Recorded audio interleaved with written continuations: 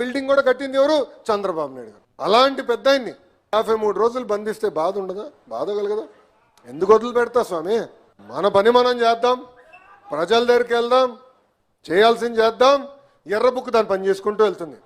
అంతేగాని మర్చిపోయా ఏదో అయిందనేది ఉండదు.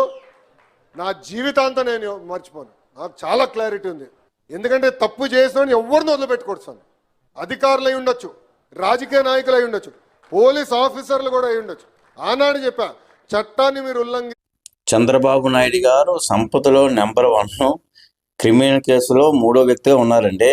ఈ మధ్యన సర్వేలో ఏం మాట్లాడతారో మీరు? రెడ్డబొగ్గు రాజ్యాంగమా అంటే? తప్పు చేస్తే ఎవరికైనా జైల్లో పెట్టచ్చు, కానీ మీ చంద్రబాబు నాయుడు గారు జైల్లో పెట్టకూడదా? మీరు శుద్ధపోసి అయితే మరి క్రిమినల్ కేసులో 3వ స్థానంలో ఎట్లా ఉన్నారు చెప్పండి? ఏం మాట్లాడతారు?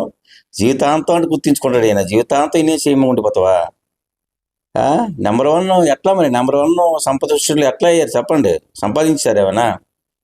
హైదరాబాద్ కట్టింది మీరే కదా, మీ నాన్నగారే కదా. హైదరాబాద్ కట్టించింది ఆయనే, చల్లపల్లి ఆయనే చేత్తో కట్టాడు అన్ని అంతను. రెడ్డబొగ్గు రాజ్యాంగం అట. అంబేద్కర్ గారి రాజ్యాంగం కంటే మీ రాజ్యాంగాలు ఏమయ్యేది? జనాలు రెచ్చగొట్టి, పబ్లిక్ రెచ్చగొట్టి ఎన్నాళ్ళు రాజకీయం చేస్తారా మీరు? ముందు మీరు ఇండివిజువల్గా సీఎం అవ్వడానికి ప్రయత్నం చేయండి, తర్వాత మాట్లాడండి.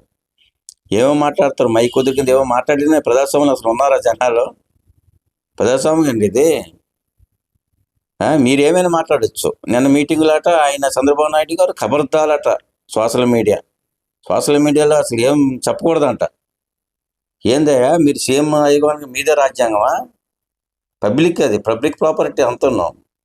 ఎట్లా మీరు నెంబర్ 1 సంపదలో సృష్టించేశారా? సంపద సృష్టించి నెంబర్ 1 సీఎం అయ్యాడు ఆయన.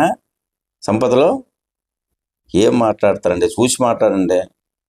ఏ పడుతుంది మాట్లాడి జనాలు రెచ్చగొట్టి ప్రసంగాలు చేసి లేనిపోని గందరగోళం చేస్తే ప్రజలు అల్టిమేట్గా బుద్ధి చెప్తారండి. టైం దాని దగ్గర పడ్డది.